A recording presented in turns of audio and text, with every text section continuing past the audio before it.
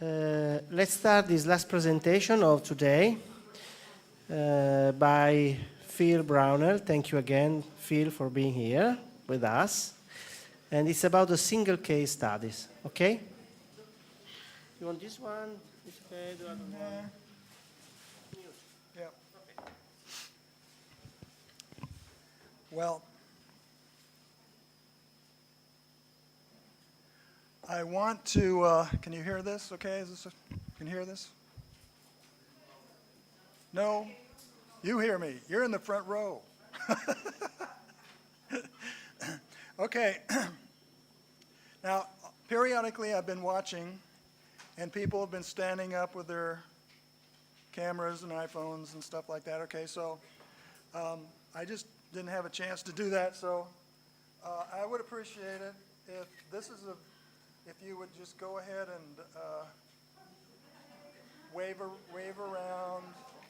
Yeah, make faces. That's good. Very good. Yeah. No fingers, please. Okay. Thank you very much.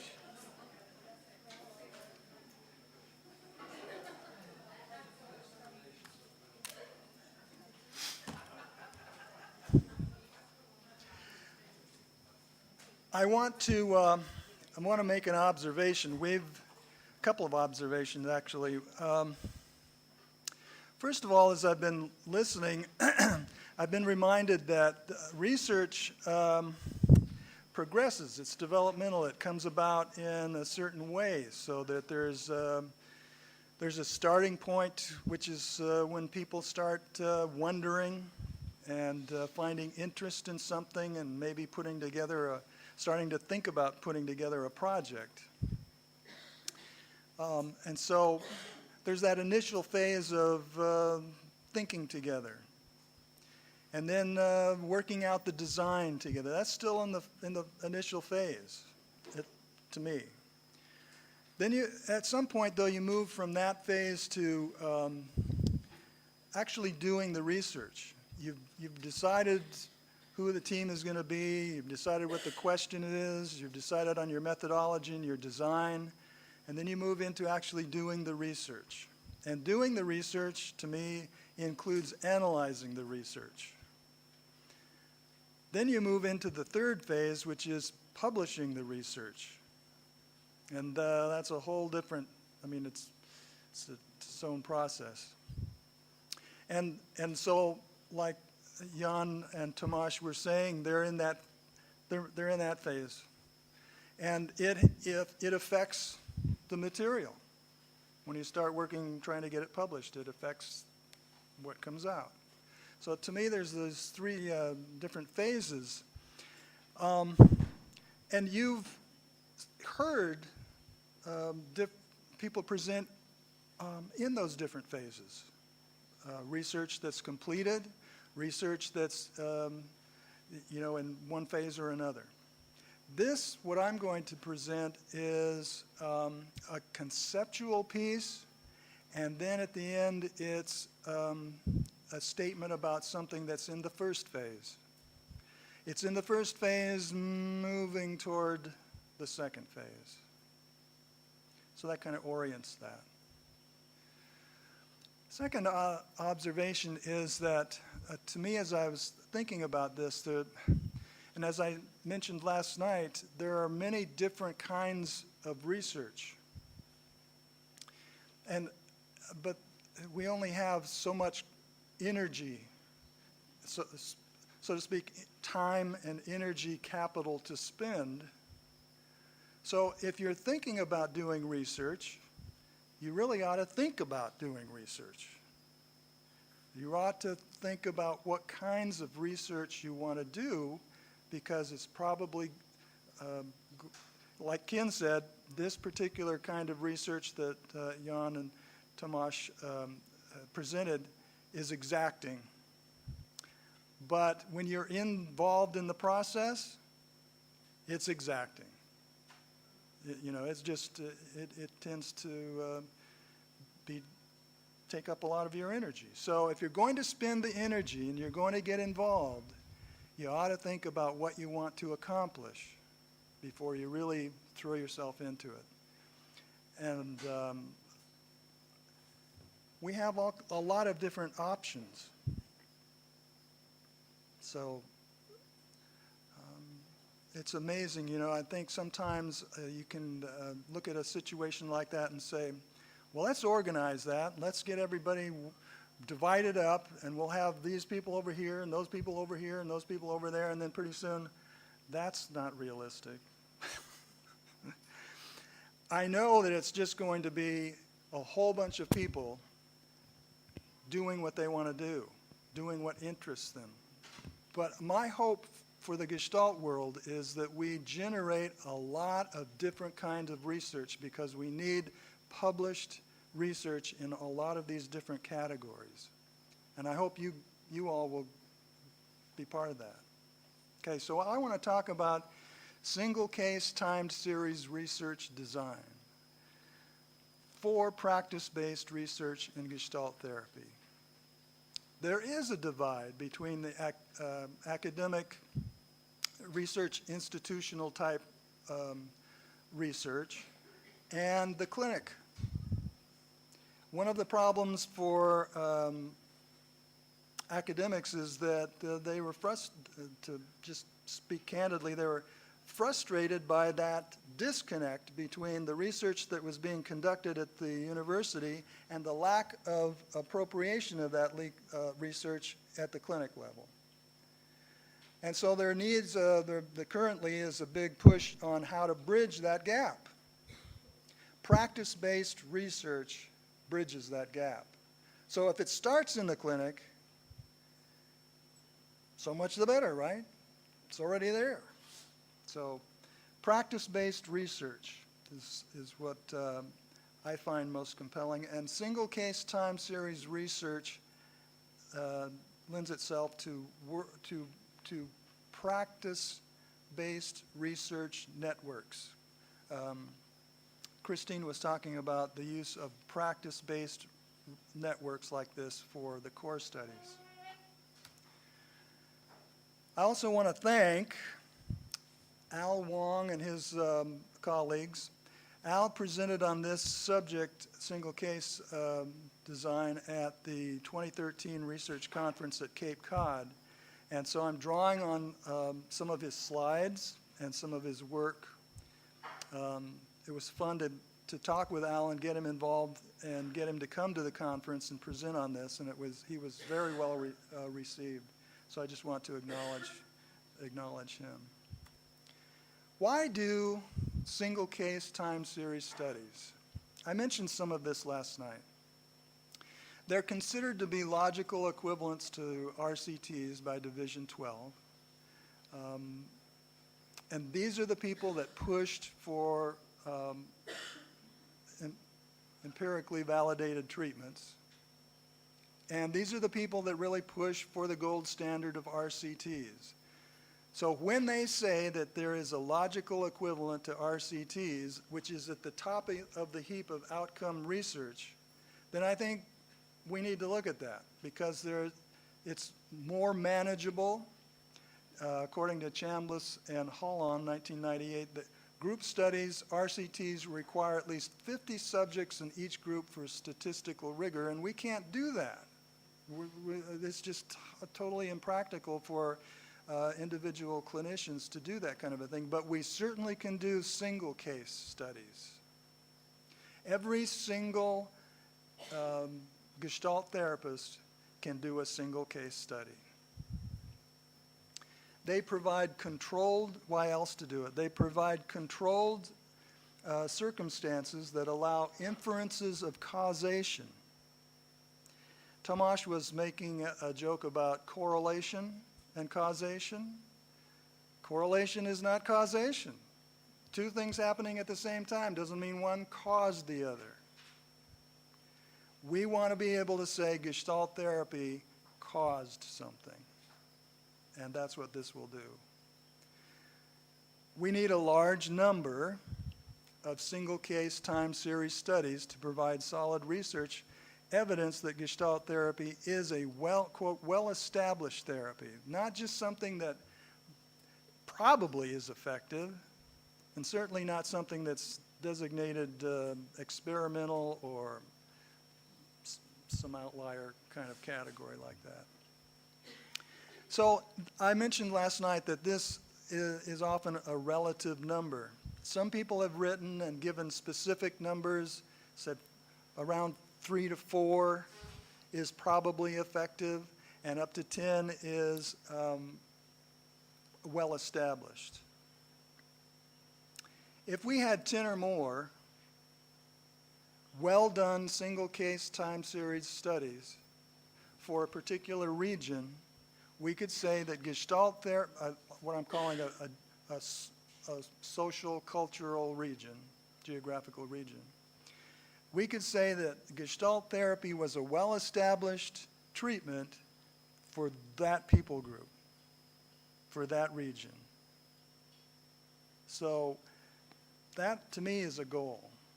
That's something that I'm looking for. I'd like to be a part of trying to make happen, find a network, create a network within regions, practice-based network of clinicians who will do this kind of work and create that. Let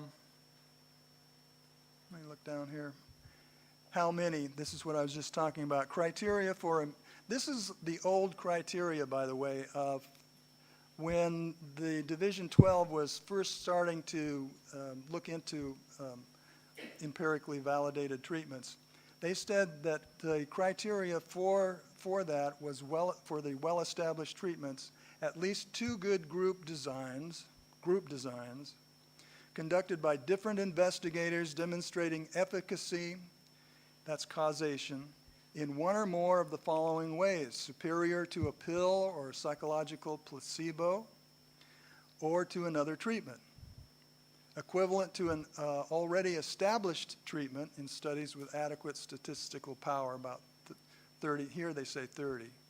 So you can see this number bounces around even for that. It's 30 to 50, something like that.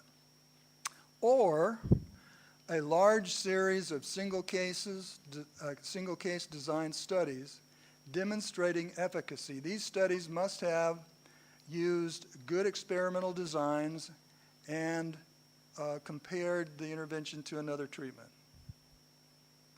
Further criteria were characteristics of the client samples. That is like just how you describe, it's descriptive statistics, just descriptions of what was going on with this particular client.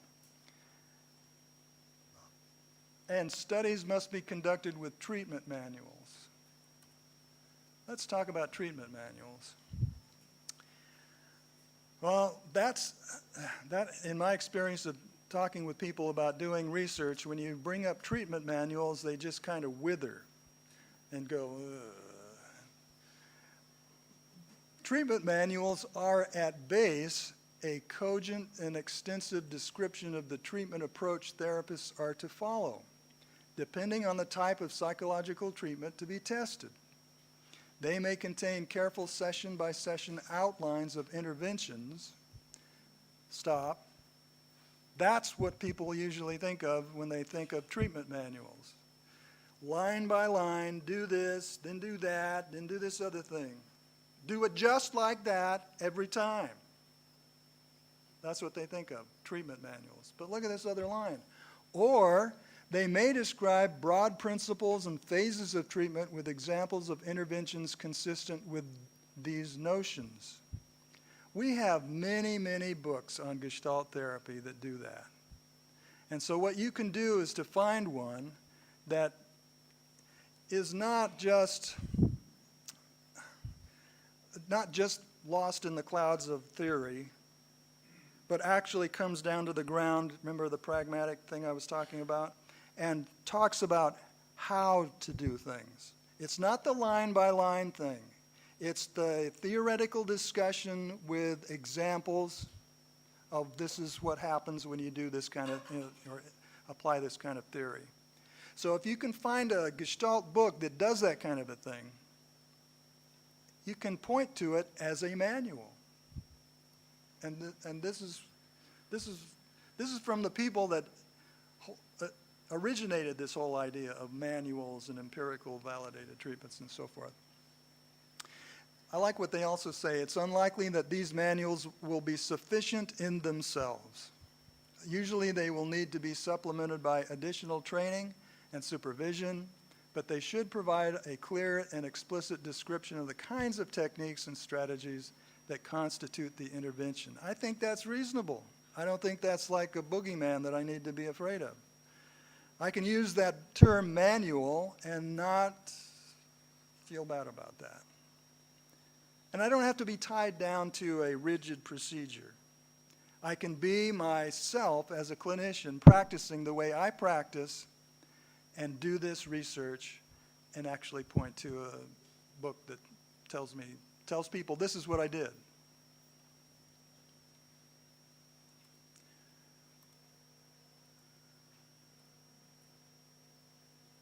That's this point here.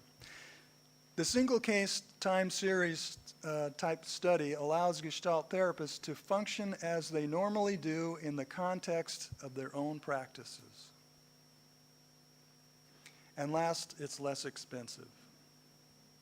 So those are some, I think, really good reasons why it's a good idea to get involved in doing this kind of research. How do you do it? What are the general procedures? Characteristics of single case time series design. I better watch my time. It's repeated measures. It's not just before and after. It's many, many, many, many times. And that's kind of the nature of this thing. It's repeated measures. Al had this quote. He said, instead of studying 1,000 rats for 1 hour each or 100 rats for 10 hours each, the investigator is likely to study 1 rat for 1,000 hours. That was B.F. Skinner. He was big time into rats, I guess, right? The first data set is very important. It's the baseline measurement. And I'll explain why that's important. And that's followed by changing one variable at a time. Let's just imagine that you are a doctor and you have a patient and you want to check their eyes out. So you get the patient in the room, you take a little flashlight, you turn the flashlight on. You put the flashlight off to the side, you shine it into their eyes, and you see what happens. Right? You ever had that happen to you? No? Anyway, the flashlight is on. It is the independent variable. Putting it into the eye of the patient, what happens is the dependent variable. So the repeated measures is what you want to measure this kind of process. There's a baseline phase and there's a treatment phase.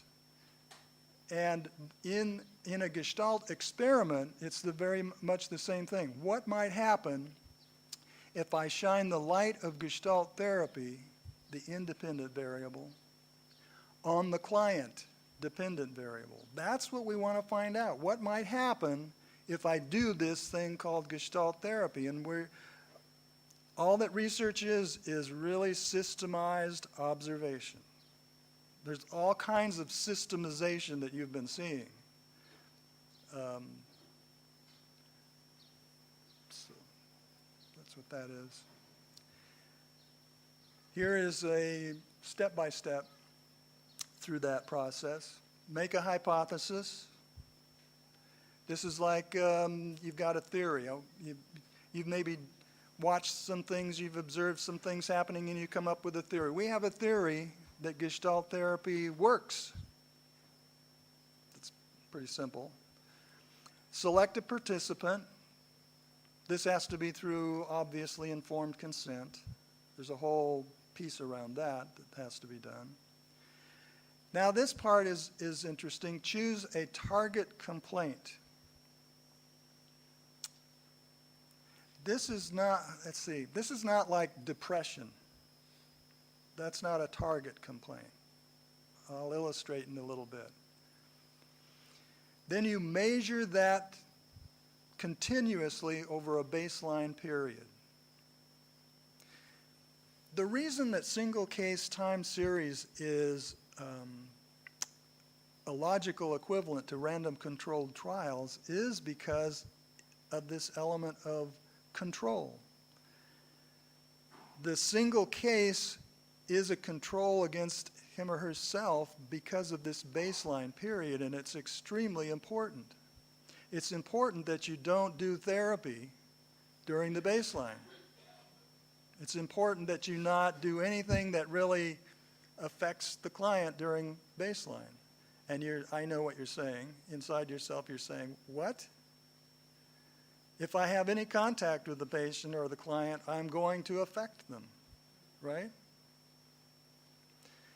The idea is to have as little as possible to get the basics of orientation, informed consent, all that kind of thing, and some of the initial instruments as accomplished as possible. So the baseline period is a period of before treatment. And what it does is it establishes a pattern of what was going on with that client before you shined the flashlight in their eyes.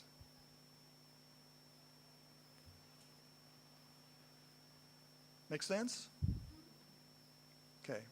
So then you systematically apply or alter the treatment interventions. Then you measure the target complaint continuously over the treatment period. And then you determine if there's a statistical effect, a significant effect. And then you determine the size of the effect. That's very important, the size of, not just did it happen, but the size of the effect. And here's a graph of that. One kind of, by the way, there are many, many single case timed series type or single case models. Here we have one of the basic ones. It's an A-B. A is the baseline phase, B is the treatment phase. So you can see here there's 1, 2, 3, 4, 5 data points in the baseline phase on this graph. And what's really important is that you have a stable baseline. In other words, you don't want a baseline that's going woo up here and way down there, and you don't also want a baseline that is trending. Trending means that it's going down, the person is getting worse, or that it's going up, the person is just getting better all by themselves. Better, worse, you know what I mean. You want something that's kind of stable and even. They're just kind of there. This is like the starting place. And in this case, this was measuring depression. That's not a target complaint. This is some other kind of graph. And you can see that the treatment over these days resulted in a decrease of depression.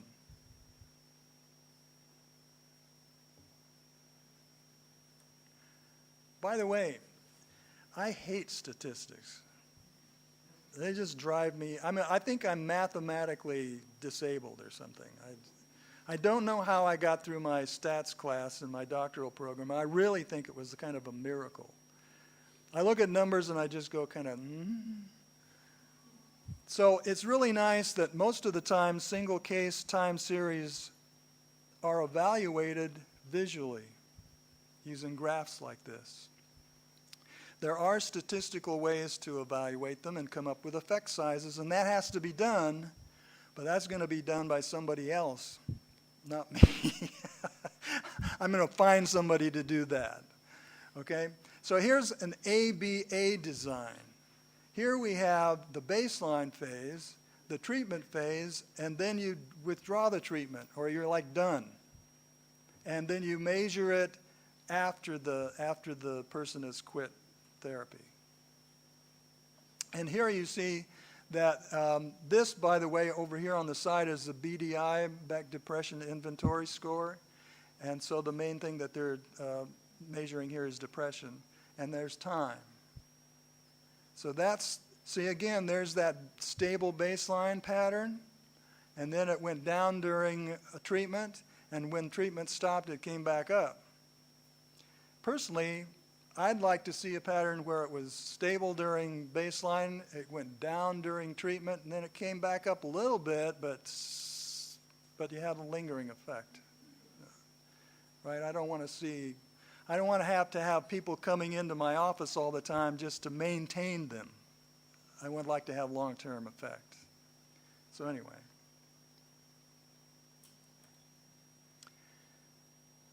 Selecting intervention targets. Now these are target complaints. They're more specific kinds of things. They're more like felt need kinds of things in terms of the client or the patient. You choose a concrete and quantifiable things that can be measured frequently, things that happen frequently, things that also are kind of measurable or stable without treatment. And then you measure the target complaints continuously over a baseline period. This is what I was saying. Good to have at least 7 baseline data points. In the literature that I've read, by the way, this is a quick walkthrough. We've been at the end, we're at the end of a long day.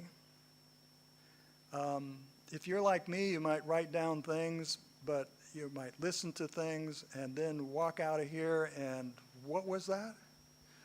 And forget it. So along with the slides, I'm going to make available to people some key journal articles on this stuff so that you can read it, you can assimilate it. I'm not going to just do a broadcast because they're copyrighted, so I'm going to have to work that out with EAGT somehow to make it specific to the people who are here. Anyway, getting back to this. It's good to have at least 7 baseline data points. Some of the literature that I've read said 4 to 5. More baseline is better. The fewest possible is probably about 3. You want to get enough so that you've got those data points and you can look on the graph and you can see what is the pattern. And so you typically ask the patient to monitor target complaints daily in between intake session and first treatment session. So this is one of the things, as you can imagine here, okay, now at the intake session, there's a certain number of things that have to be accomplished. Some basic housekeeping stuff that usually gets accomplished when you meet with a client. But in terms of this, you have to be able to work out with the client what these target complaints are. What are you concerned about? We're going to get to an example here in just a minute. You could do it on a weekly basis, but that kind of spreads things out a lot. Step 5 is to systematically apply or alter the treatment interventions. This is after you've gotten out of the baseline. So treatment interventions, that's the independent variable, the flashlight. And the change in intervention separates the data stream into separate phases. Pre-treatment is baseline versus treatment. This is phase A versus phase B. I already talked about that A-B design. Treatment fidelity, that's very important. It's like you can say, okay, somebody will say, well, how do we know that you did Gestalt therapy? You're in there meeting with a client, you got one client, how do we know what you did? Did you do Gestalt therapy? There has to be some way to address treatment fidelity. One way is to say, this is what I did over here. I did this, I worked according to this treatment manual.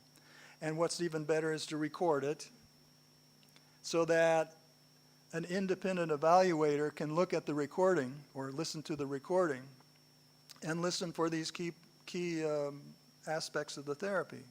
So this would be an expert rater who would look at this kind of thing. So yeah, that's Gestalt therapy. I can hear my colleagues in the back of my head going, yeah, you're going to define Gestalt therapy. All right. Okay. Measure the target complaints continuously. So that's a baseline. Measure the target complaints continuously over the treatment period. Typically ask the patient to monitor the target complaints daily. I'm going to skip the weekly thing. That seems like it's too protracted. Use the same periodic intervals for measuring the target complaints as you did for the baseline. So however often you did the baseline, do that for the treatment phase as well. Need at least 7 data points. More is better. Typical is about 30 plus.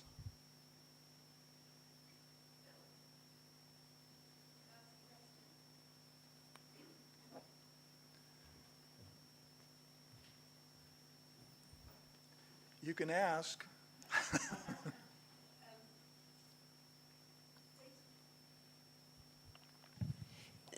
Data points. On the graph, you showed the Beck depression inventory. Do you mean that the patient keeps giving themselves the Beck depression inventory? What do you mean by data points? Yeah, please? good question. When it comes to the, later on here, you'll see what I mean, but I'll answer that now because it's coming up now. The target complaints are these felt need kinds of things that the client might say, like, I just don't have peace of mind, or I feel stressed out. They're like symptoms, kind of, you could say. A psychological disorder is like depression is measured by a scale, the BDI. And there are other things that I'll mention here. Those are not given. Those large-scale kinds of assessments are not given every day. You don't measure those every day. That'd be like too much. So, but these symptom things are the things that the client wakes up with and goes through their day. They can say on a daily basis, well, on an intensity scale, on a scale, a Likert scale from 1 to 9, for instance. Well, I was about 5 today, I guess. Well, I was about 4, or I went off the charts. See what I mean? Does that make sense? Yes, so self-measured scales. So you mean the patient scales their symptom on a simple 1 to 5? 1 to 5, 1 to 9, yeah. Or whatever. That's what you mean by 30 plus. So Well, data points. If you're meeting with a client, say, 8 weeks, and they're doing it every day, Yeah, and they just got one target complaint. yeah. Great. Right. That makes it really clear. Thank Yeah, you. you're going to generate a lot, Yeah. right? Yeah. Step 7, determine if there's a significant effect due to treatment. Pre-treatment versus post-treatment outcome measures. Now here's something that Al shared. It's a good resource, I think. Like I've said, like I've confessed, I'm not the stats person here, but I'll take his word for it, and others. Something called simulation modeling analysis. This is like one of the recommended statistical and analytic methodologies for evidence-based case studies, according to the journal Psychotherapy. And SMA is ideal for short data streams. That is when you're not generating hundreds of data points. And I'm sorry, but I don't have the cutoff in the top of my head here. But if it's a small scale, like if it's just, I wish I could be more specific than that. But if it's a small scale, then SMI would work fine. It's downloadable free. There's the URL. You can download that thing and check it out. Whoops, it's gone. You want that back? You can't see it down there? Okay, it's www, all running together, clinicalresearcher.org/software, all run together, .htm. So that'll take you to a website, obviously, and you'll be able to download that tool. Effect size. Effect size is really important. We've been dealing with these two concepts today, starting with Christine's presentation. Remember the graph, and you had the line going up, and you had the triangle below with a different color, and the space above with a different color, and that in between looked like a street with a line down the middle of it, but it was diagonal. I'm getting blank stares. Somebody say yes? Yes. Okay. That was great. So and then I think it was Tomasz came up and indicated to us the difference between statistical significance and clinical significance. Remember that? Okay, so what we want to do is to be able to say that not only was something statistically significant, that is, it didn't happen just according to chance. We want to be able to say that it was statistically significant. That is, it didn't happen according to chance, and that means it was somehow clinically significant. It had a clinical or practical validity to it. And this is, in some of my reading, this is what I've run across, is that a lot of research has been spent on trying to identify statistical significance, that the effect didn't happen according to chance. But it said nothing about how practical that was to the people.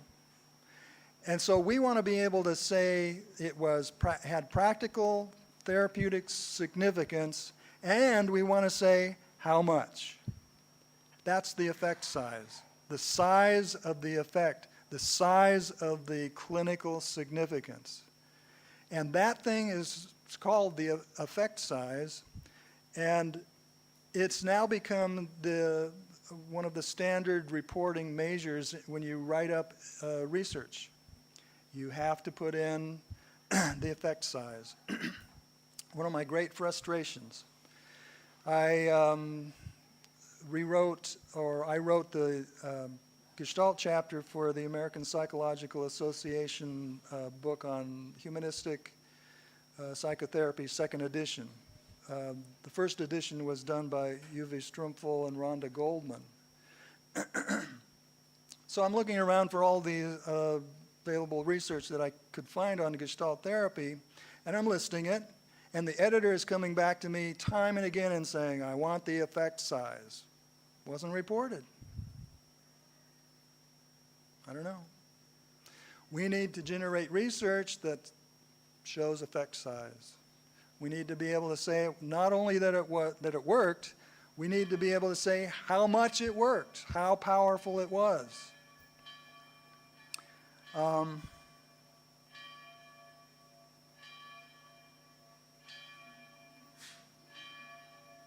Ding, ding, ding, ding.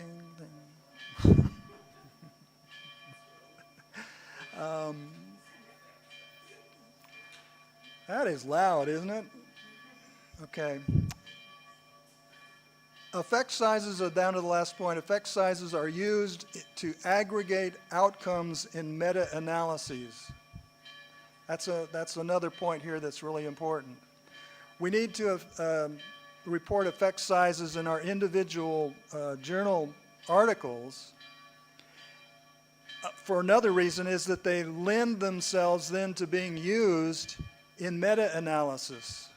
And meta-analysis is a very powerful form of research which aggregates individual research projects and kind of pools them to have an overall more powerful kind of way of saying, look, we don't just have this one study, we've got all these studies. And look at the effect there. So we want to be able to do the normal thing, report the effect size, and we want to do that so that we can lend a helping hand to somebody that's going to come along and do a meta-analysis someday using our research. So this is what I was saying before. This is the A-B. We're moving into an example kind of here now. So this is another. I wish I had a little. You know what it is here. This is the baseline phase. And you can see it's more or less stable.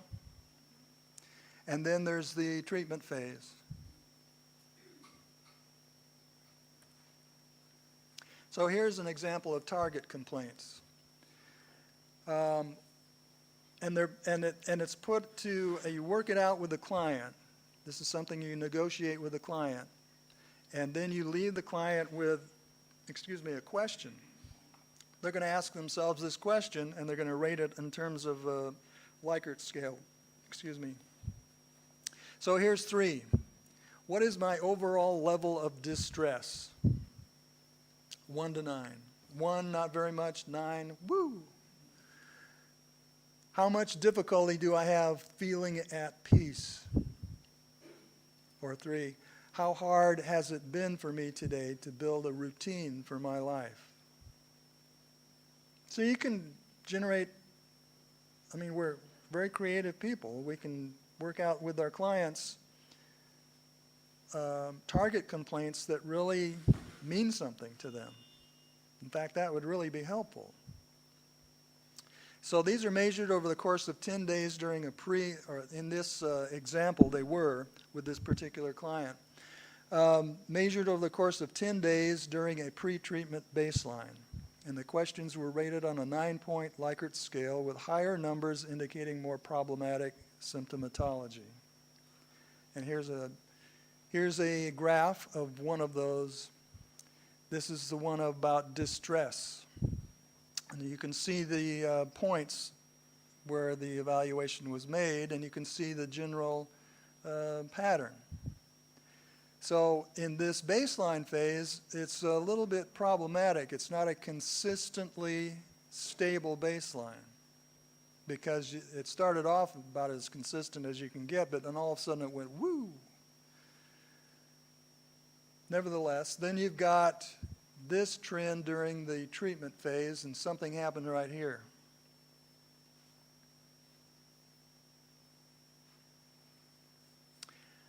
See, I look at this and I'm kind of interested as a clinician. I'm looking at this and I'm going, and maybe the person came in right there, that spike. Maybe they came in and they started talking about ho-hum kind of stuff. And I'm looking at that and I'm going, what happened there? I'm curious about that.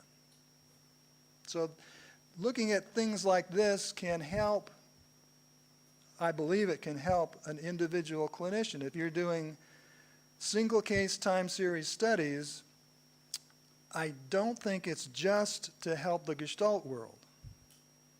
I think it's really beneficial for an individual clinician because one thing it's going to show, if you do a series of these studies, it's going to show whether or not you're effective. You, the individual person. Let's get back to the region. In the region, if you have say you have 5 therapists and they're each doing 5 studies. Each individual therapist can take a read on how effective they are individually as a therapist, working with this kind of person with these kinds of complaints and that kind of, and so on. Now, if you take all of those therapists in that region and you aggregate them using their effect sizes, that's a kind of meta-study right there. And so in that region, you could say, this is how effective Gestalt therapists are working with this kind of person for that kind of problem. Anyway, here's another one. This is the difficulty finding peace. And you can see the baseline there is not stable. Now, sometimes it's possible to do a average, but on something like this, I wouldn't be able to say, oh, I can do a mathematical average, but the person is all over the place.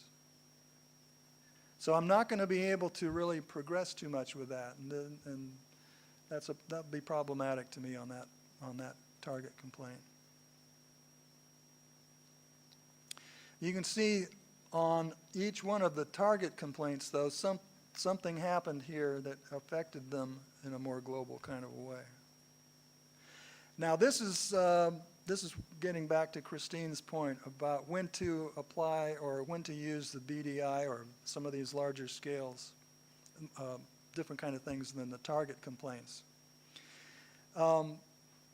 This is a measure of the use of the Outcome Questionnaire 45. Which is something developed by, I think his name is Michael Lambert. He is the editor now of Bergen and Garfield's book on therapy outcomes. And he's developed this measure, the Outcome Questionnaire 45, which is just a kind of symptom checklist almost kind of a thing. And it's just become a very standard kind of instrument to evaluate before and after kinds of things. So it was given, as you can see, in this particular study, it was given at the first part of the baseline and then at the end of therapy. And you can see what the different results were there.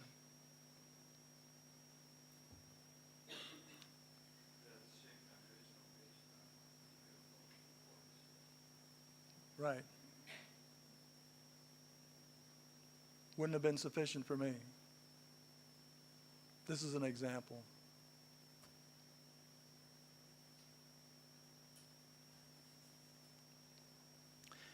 So now I want to talk about an actual study that's starting. But before we do that, any questions? Any comments? So I don't have the microphone. There's somebody.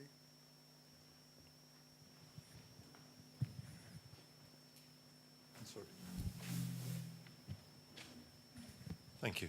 I would like to know how this practically works. The client has, or the patient or the client has something to rate his progression or his status. And will the practitioner or the therapist see the results on a sort of weekly or daily basis, or only afterwards? On the target complaints, Yeah. That's what you mean? Yeah. Yeah. They are typically accumulated during, like we would typically see a client maybe once a week. Mm-hmm. Okay, so that the client accumulates them, keeps them during the week, and turns them in at the next session. And then you would probably talk about it, about what he wrote down? I mean, will you use his, or will you just take it and put it to the side, the data? You probably take it and put it to the side. Yeah. But I find that, like I said, very, very interesting. Exactly. Yeah, and so as you move along through doing this kind of thing, you can adjust and tweak these things. Remember I said that there's many, many kinds of single case designs or research. Okay. So you could use that later on. Okay. Thank you.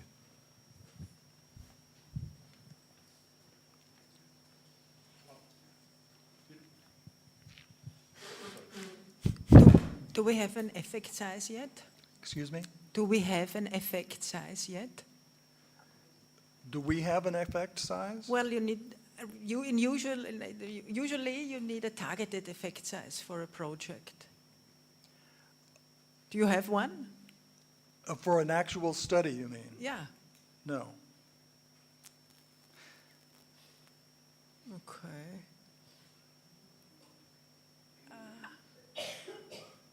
You're looking very perplexed. Yeah. Well, I thought you presented the effect sizes before. Okay, what?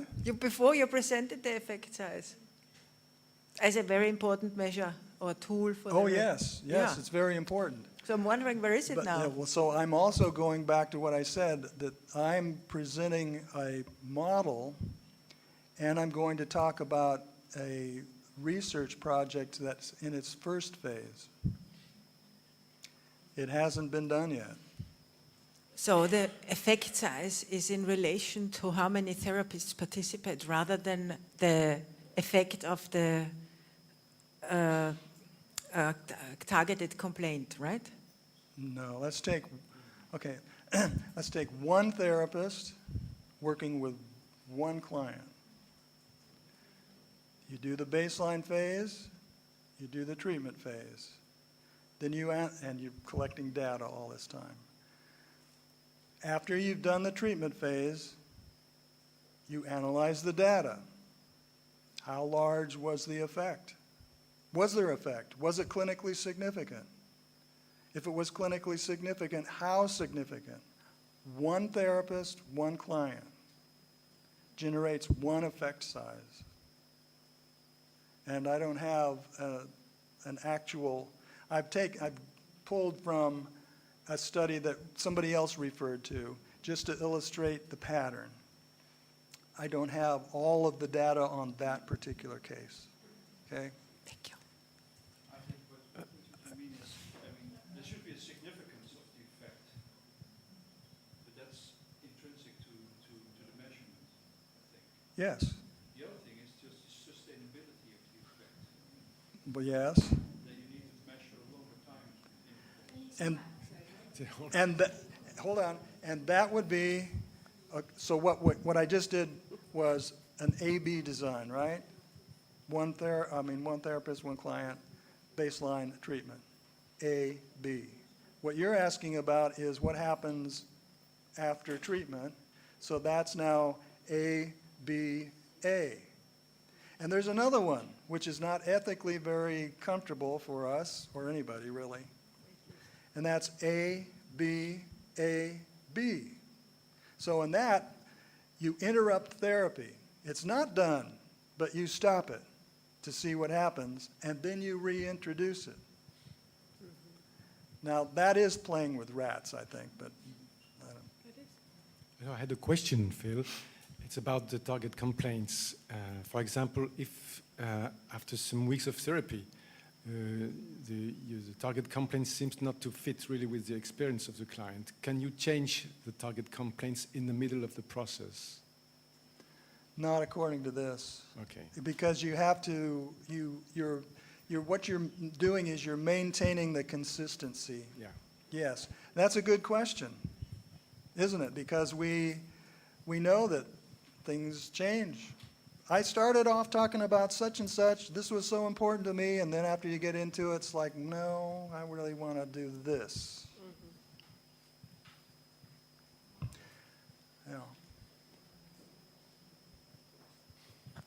And you also don't have a control group. You don't have a control group, you have a control phase of a person. Do you understand? We're not doing groups. Random controlled trials is groups.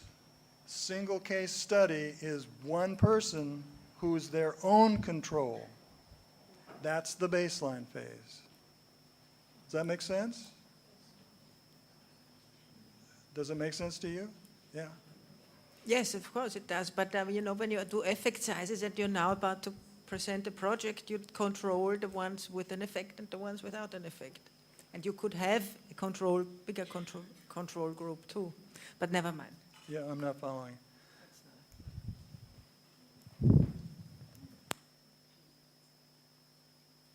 Somebody? How to manage the baseline period?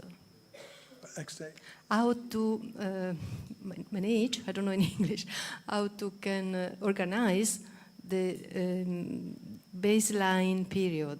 It's not easy in private practice. That's very important. It requires a lot of thought. And I can tell you that in the international research project that is up there right now, this is the project that's in its first phase. And one of the things that we've been struggling with is this baseline. So what our process is that we've got Jan, myself, and a person named Pablo Herrera Salinas in Chile. And we're heading the thing up, but we're working with a number of other people.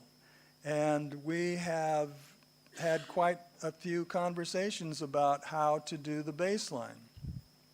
And is the baseline, and some people struggle with this so much, it's like they want to start working with the client right away. And it doesn't feel good to put them off 2 weeks, because you've got to have enough time for those data points, right? It doesn't feel good to say, hi, yeah, I'll see you in 2 weeks. Just do this minimal kind of interaction. But that's what's necessary, because if you don't do that, if you don't establish the baseline, you have no control. Then what you have is if you're giving like the BDI and other kinds of things, you usually give that at the first, meeting. So you have it like before and after. That's an effectiveness study. It's not an efficacy study. And so we want that higher level of rigor. We want that higher level that says this is efficacious, it's caused, it's causation. And you don't get that without a baseline phase. So it's a struggle. I think it's a real struggle of ethics and your own values and whether or not you say, I don't want to do that. If you don't want to do that, well, that's fine. But it needs to be done. We need to either do it in groups, RCTs, or we need to do it in single case. It seems to me the single case lends itself more to what we are as a Gestalt therapist.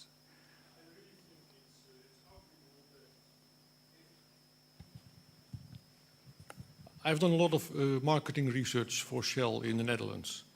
And I remember one case when we studied the tanking behavior of taxi drivers in Amsterdam. And without doing anything with it, our market share increased by 12% because we showed interest. So I would think it's arguable that if you send a form to your client, say, okay, before we meet next week, because then we have time, please fill in this form. I think it is arguable that that is sufficient information to have a baseline. Yeah, and obviously people have been doing this and have shown consistent baselines. This is a model that works. It doesn't always work. It doesn't work for all practitioner researchers. Because I really think if you let a client for 3 weeks fill in the baseline, he's giving attention. So it is already an intervention with some significance. Yes. And it might be worthwhile to research the significance of that intervention, but that's another study. Yes, that would be another question, wouldn't it? Yes. That might generate a different kind of research. Yes. The basis is I would like to argue that just sending one form just before you really start, perhaps by sending the form you are starting the treatment, I would say, but sending just one form should be enough. And if after that, during 1,000 hours, as you said, I think that time will build a sound basis on your conclusion as well. Okay, we're now dealing with the same thing. It's like parallel process. It's fascinating to me because this is exactly the kind of thing that in our research training planning group that we've been doing. Should we send one form? I have in my office an office manager. I said, I'm just going to have her contact these people and have them fill out the forms and do the thing, bip, bip, bip, bip, bip, you know. I won't have any contact with them. And other people said, no, I can't do that. I don't have an office manager, or it doesn't work for me to do that, so what are we going to do? And what we came up with was keep it as minimal as possible and watch the baseline. Because if you have a consistent, steady baseline, it doesn't matter if you contacted the person one time, you know, personal contact kind of a thing. It doesn't matter what you did as long as you have a consistent baseline, steady baseline. It's not trending. It's not all over the place. If you have a consistent baseline, you have to guard the baseline. If you want to do this kind of study, you have to establish that baseline, and it's difficult. It's difficult. Okay, so yes. What about the missing data during the treatment period? For example, a client goes to a hospital for 2 weeks. And how to handle this? The question was, what happens, what do you do if during your treatment phase the client goes to the hospital for 2 weeks? Well, those are the extra therapeutic factors, right? Those things affect, by the way, I love that, because that's the field. As Gestalt therapists, we can account for the field.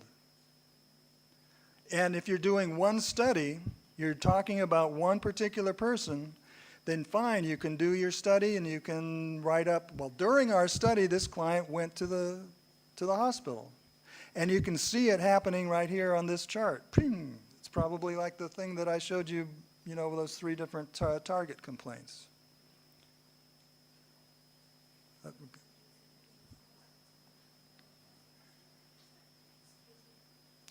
Okay. Well, this question regards a bit more of the philosophy of science. We are all interested in finding the effectiveness of Gestalt therapy. And do you think that it would be useful to find the boundaries where it is not effective?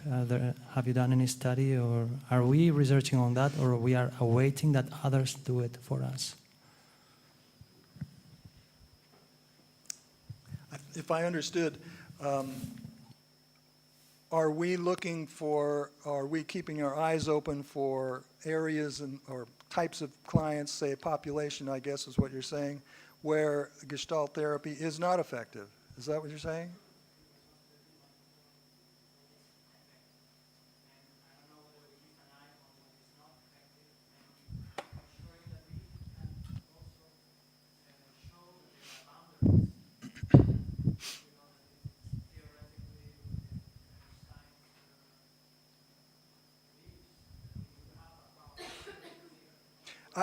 I think what we need to do is to account for practitioner differences, because the experienced practitioner will have a better effect. And I don't know what to say more than that. I mean, we need to account for things that are happening. Whenever you do research, you take a read on stuff that's happening. And remember when I talked about the scientific method in psychology? The scientific method is systematic observation, mathematical analysis, and critical thinking about the results. So that's where it really becomes important to be able to say, well, this is what was happening, and that's how we apply it, or that's what it means to our work, or it's the meaning part there that's really important. It often gets overlooked, I think. Yeah, you've got the mic.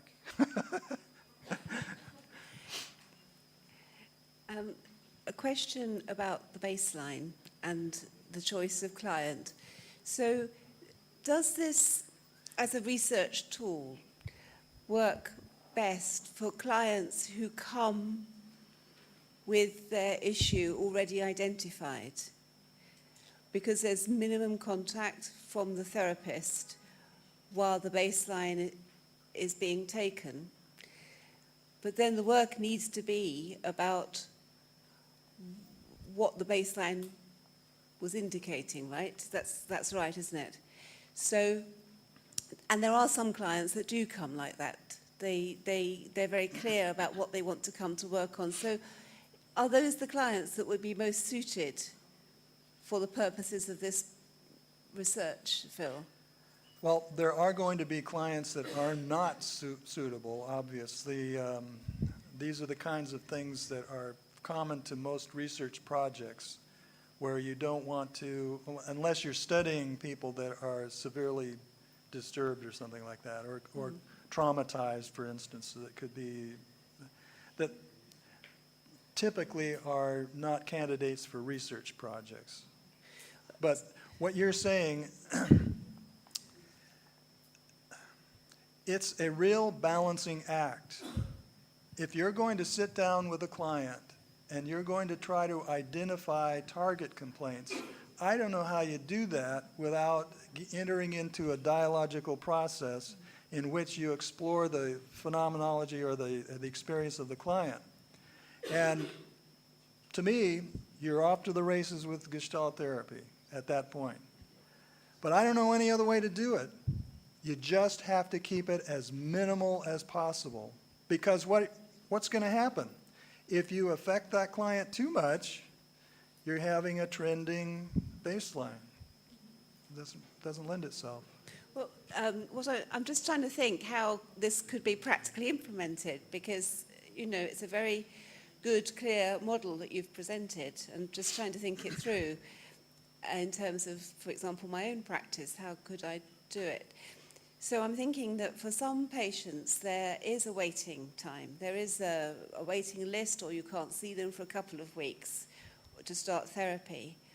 So would one way be to have an initial contracting meeting, initial assessment meeting, and to discuss this with them? Is this what you intend? And then in that meeting to discuss what the baseline questions would be.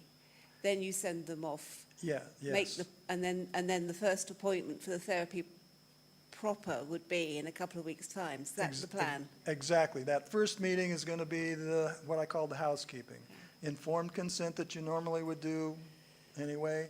This is how payment is going to happen. And since they have to agree they have to be informed not just about therapy, they have to be informed about the process of the research. If this was happening in a university, there would be an IRB, a board of people that would look at your design and say, well, this is okay for working with human subjects, or it's not. Yeah. And so we have to do that. Yeah. We have to be able to say, this is what's happening. Are you okay with that? Yeah. And then part of that conversation would be, let's talk about some of these targets. Yes. So unlike the core idea, which really needs the therapist to sign up to agree to bring every client that's willing into the research, this is different. It wouldn't be every client. It would be particular clients that would be particularly suitable for working with in this way. Would you see it like that? I think in terms of this design, client subject selection is a good is an issue that is worthy of consideration, and I don't have the last word on that. Yeah. Hello. I was noticing that on one of the graphs that you showed us, that you were talking about therapeutic interventions every day over a period, and it came to me that you were in a population that were kind of either in a hospitalized situation, something like that, and maybe that's one of the areas that's easier to conduct this sort of research in, because you've got a population that's kind of there from the beginning to the end, and their issues are probably more identified than the population that's coming into our therapy rooms at home. Okay, if I understood you correctly, I think there's a misunderstanding. The therapist is not assessing every day.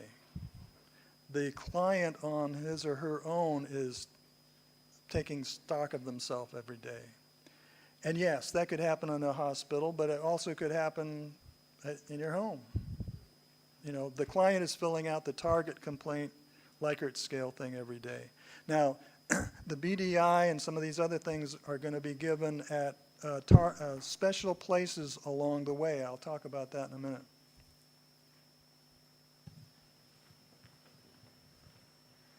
I think from a scientific point of view, the intrinsic weakness is that you always have too few data points on your baseline, because you cannot monitor everyone before it comes with a question or with a problem. So you have to live with that. The other thing is that you assume the baseline to be flat, but it is not necessarily the case.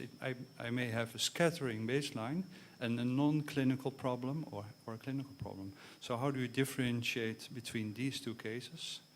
The other thing is, if you are doing time series, you need to have a long time series. And if you have long enough time series, say 4 years, intervals of say 10 days, then you will get a sort of diagram with variations. And if you have long variations, you can just see what are typical patterns, repetitive patterns, but nothing to do with, say, interrupts. So how can you convince people to fill these forms in, say, for 4 years every 10 days? Well, I'm not.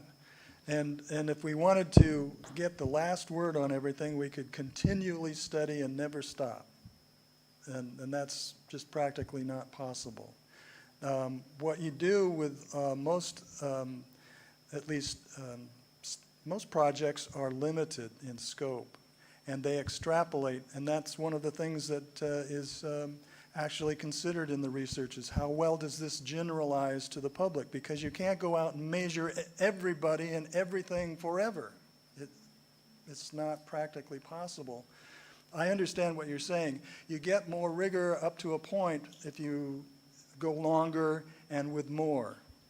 But even with that, there's going to be a cutoff point where it drops off.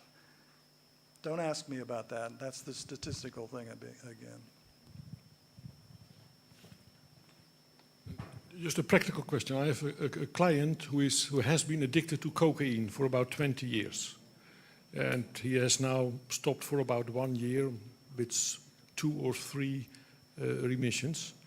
And he knows very well he's going to visit me every 2 weeks for the next 2 to 3 years. I just have an idea. I could say during the summertime I have a 5 weeks holiday, so he has to survive. To use that as a kind of baseline and then pick it up after that period, is that something worthwhile thinking over? Well, you've already started with him, right? Yeah, almost a year, yes. Yeah, I think the cat's out of the bag on that one. Okay. Let me go on here with this a little bit more.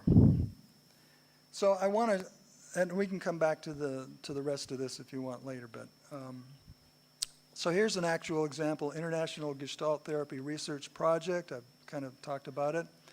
It's in 3 phases: the building of the design, conducting the research, and writing up the research, and we're in that first phase. It is practice-based research. It's in practice-based research networks. It is regional groups of practitioner researchers. So we have people in these, you can't see where I'm pointing, Chile, Poland, Germany, Czech Republic, USA, possibly others. I'm going to Korea, Hong Kong, and mainland China next month, and I'm going to be talking to people, Gestalt people there that are already doing research. They're already doing research in Hong Kong, in Korea, and I'm going to be talking to established clinicians in Nanjing, China as well. So there's a possibility, I think a good one, to enlist people in those regions. That would be exciting, I think, to me anyway. And there are other possibilities. So that would be a great thing, I think, to have a number of different regional groups. Because then when you do a meta-study, you can do you can make cross-cultural assertions about the effects of your study. You can say not only, well, Gestalt therapy works for depressed people in England or the US or wherever, but you can say, you know, probably Gestalt therapy works for everybody, cross-culturally. So we're going to be doing the design of this thing is to create enough studies in each region to do what I described earlier, to do a mini meta-analysis and publication in regional journals, peer-reviewed regional journals, stuff that's happening in these places, the research that was done in those places, and then to do a meta-study and to publish that in, I don't know where, some, reviewed journal where, so why do this? Why do the publishing here, and then there? It's to multiply the published research, because it does no good to do research and not publish it. We have to get published research out there where these boards and people, these regulators can see it and, accept us into the club, kind of, so to speak. So that's the goal, is to generate this kind of research and multiply the publicity, multiply the effect. So the components of this particular study, I may be leaving some things out, but it is the basic SCTS design with the baseline and the treatment. These particular sessions will be recorded, so we'll be able to produce data that can be checked for treatment fidelity, like I mentioned before. We have what are called research manuals. This is not treatment manuals. We are generating, research manuals that go step by step by step in the procedure of the research. And these are going to be translated into different languages. And this, frankly, to me, is one of the more exciting aspects of this project. Because after we're done creating these manuals, they'll be available. And we have to have, the people planning have to have some measure of control over this project. So we've got to hold on to it. But after we're done, these manuals will still exist and people can go out and generate more studies. Just great. The more the better. There's a qualitative piece. So, can you imagine, I've thought about this, what's it like for the therapist? We're asking the therapist to do a lot of stuff that that therapist probably wouldn't otherwise do. Do this all baseline thing, record the session, on and on and on. So what's it like for the therapist to do therapy under research conditions? And we're going to have a qualitative aspect of this, which is a therapist journal, so that that therapist will maintain a kind of diary. What do they go through? What do they think? What's it like for them to do therapy? and do the research at the same time. What is that like? And then that can be assessed as well. We are using, in addition to the target complaints analysis, we're using a diagnostic interview instrument, I can't remember the name of it, based on the ICD, to do what? To tell us, does this person that we're working with have this disorder, that disorder, whatever? And this is important because we want to be able to, this primarily is a project that originated out of work that Pablo was doing in Chile with depressed people. So originally it's about depression. That's why all these examples were about depression as well. But we realized we're going to be meeting with people that have, but they're not just depressed. You can set it up like that, but it's not necessary. So we're going to come up with a diagnosis, and we'll probably generate several clinical populations out of this overall project that we can make statements about Gestalt therapy's effectiveness. We're going to use the outcome questionnaire 45, and Michael Lambert has given us permission to use it in a research capacity, and it's been translated into numerous different kind of languages, so I think that was a win. We're going to use the Beck Depression Inventory, and so the outcome questionnaire and the Beck Depression Inventory will be given point. And the Working Alliance Inventory will be a measure of the therapeutic relationship, will be given at the third session. So we'll be able to say something about the quality of that connection. And the target complaints are all the way through.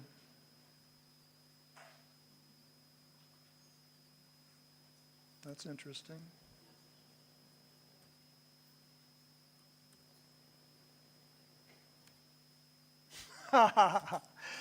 I've affected this computer too.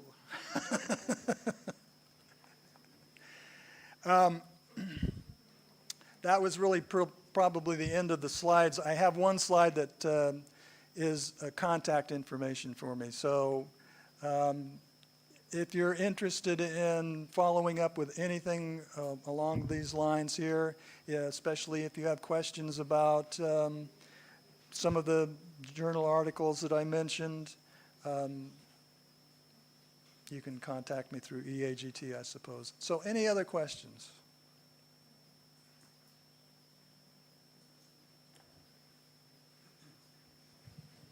I was just wondering why more seriously traumatized people and asylum seekers and people like that should be excluded. Because after all, these are a group of people for whom governments may well be wanting to provide support, which they didn't have to pay for. And I would have thought that, to deliberately exclude them because they're too traumatized to be part of a research program, maybe that's not the whole story. And the second point I've got is that if there's a lot of variability in the baseline, that might be important because there might be variability later on. And so when you're collecting your data points, to make sense of it, your very variable person, like that interesting spike you had, that you don't necessarily want to exclude people because they're rather variable in the way they report their emotions every day. And my final question is, if you'll get really interested in this interesting, oh look, it's bad this week, what's that? The figure for your therapy becomes I think we alluded to this morning in relation to the core questionnaire, the figure the therapy becomes this score, rather than whatever emerges organismically from the ground in what's going on in therapy, or the overall thing of perhaps the client gaining awareness.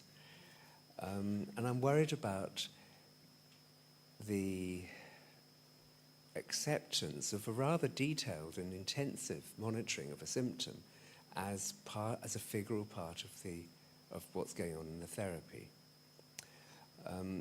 And it may be that the therapists will get used to the feedback and not really bother about it, you know, oh, it's just bad that day, but what are we actually going to do today? And I'd be interested to know whether, you know, I like your idea of recording some of the effects of doing the research on the therapist. I'm wondering whether one of the effects might be for people to begin to rather relax about these results, and therefore these theoretical concerns we've got about this being the figure actually not being quite so important. You've said a lot, and what I notice is that you're wondering about a lot, and so you would probably make a good researcher. I want to, while you were talking, I was thinking about actually an article I did some time ago about research in the British Gestalt Journal. And I think it doesn't have to be, but I think there is a possible difference between the way a Gestalt psychologist would do some of the things that are done, like psychological evaluations and research. I've noticed that I use psychological evaluations, not in a kind of positivist kind of way where, you know, I give the test, I look at the data, this is what you are. I look at the evaluation process as another way of meeting the client, meeting the person. And many times when I'm working with someone who just is, they're just there for an assessment, it is a fascinating kind of exchange that goes on between me and that person that leads to other kinds of things. I will never, and this is not ethically, professionally sound, to just give a test and make assessments based on that. You have to have a feel for the person.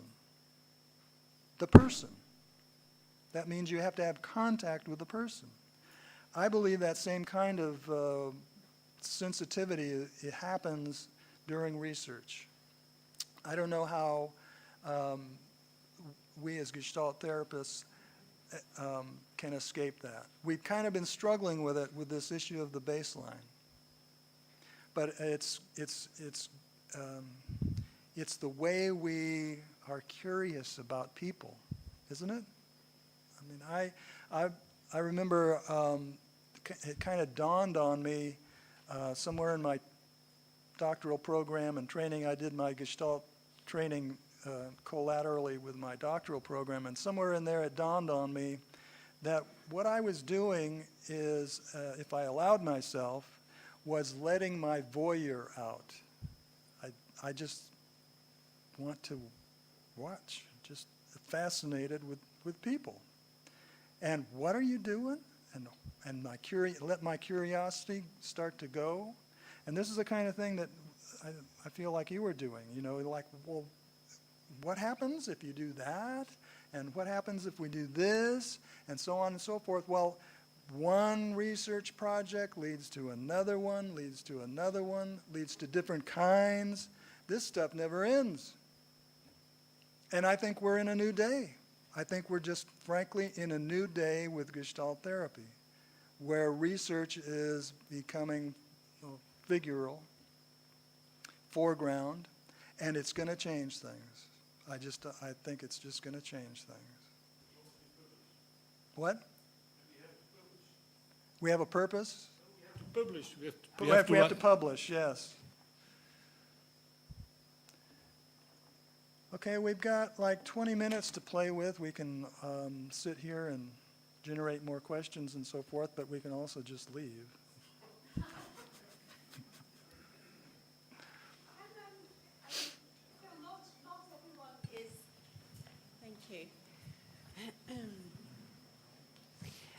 Not everyone is a qualified psychologist.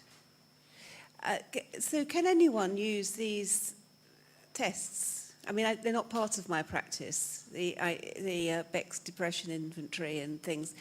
I know psychologists use them. Can non-psychologists use them? Do you need to be trained? Do you have to buy them? Well, anybody using a tool like the BDI or WAI, I mean, whatever, if you're using a tool, you need to learn how to use it. You need to know what it can do and what it can't do, and you need to think about what kind of data you're going to get from that so that you can apply it again. It's that third leg of the stool. It's that critical thinking piece. You have to get informed about it, but these are not specific to psychologists, I don't think. Usually a test will come with some kind of designation, you know, this is the kind of qualification you need to do it. More sophisticated tests, you need to have that qualification.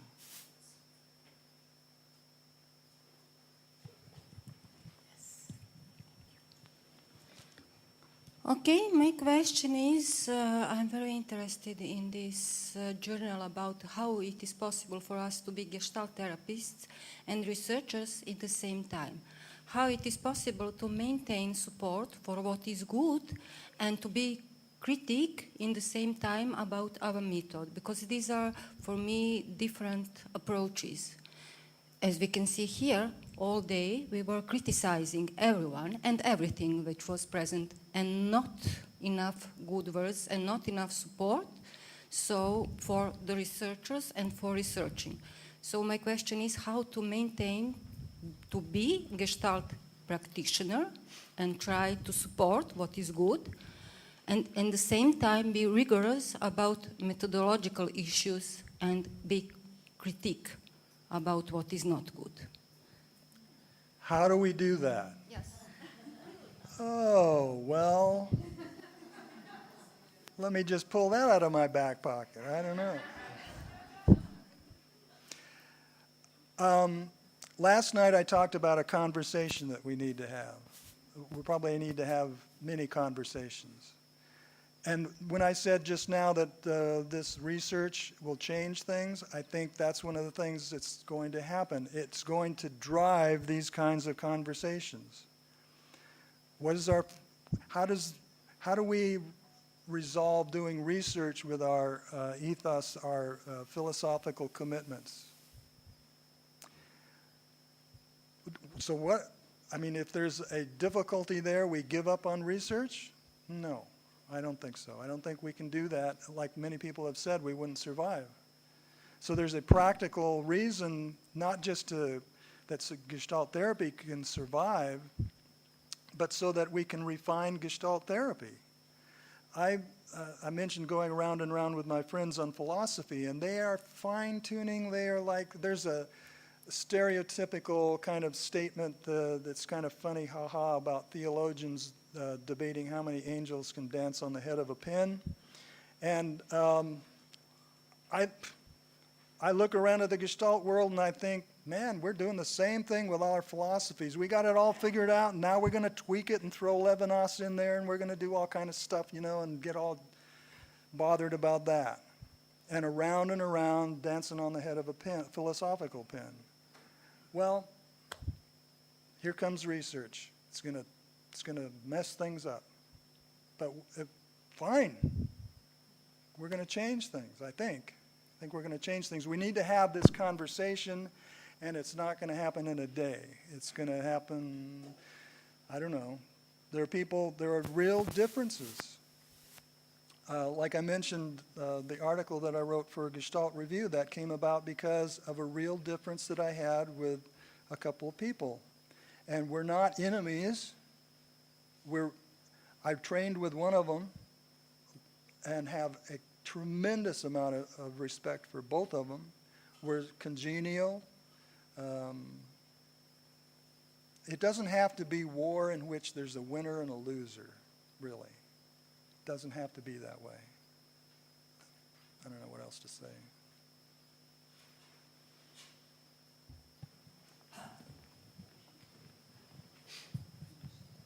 I think it can't be a bad thing to find out that we're not good at some things.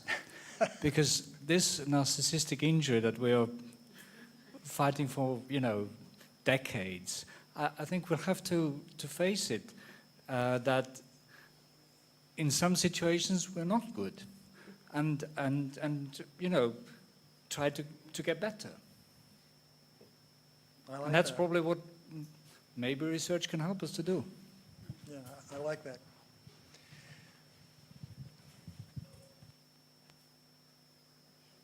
That it?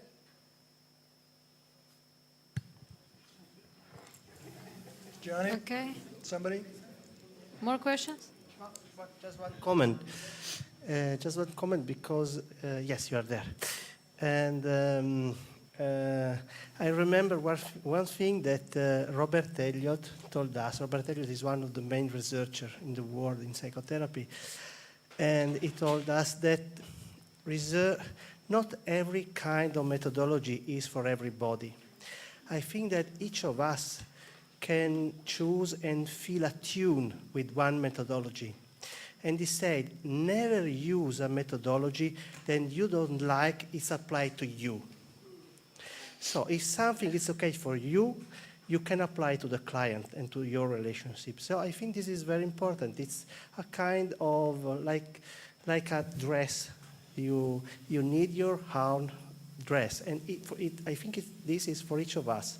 Somebody is more passionate to qualitative or quantitative or a mixed or to apply in clinical practice or in organization. I think that is it's very important to feel comfortable as psychotherapists in order to be able to combine practitioner, the clinical work and research. I think this, for me, it was an important point.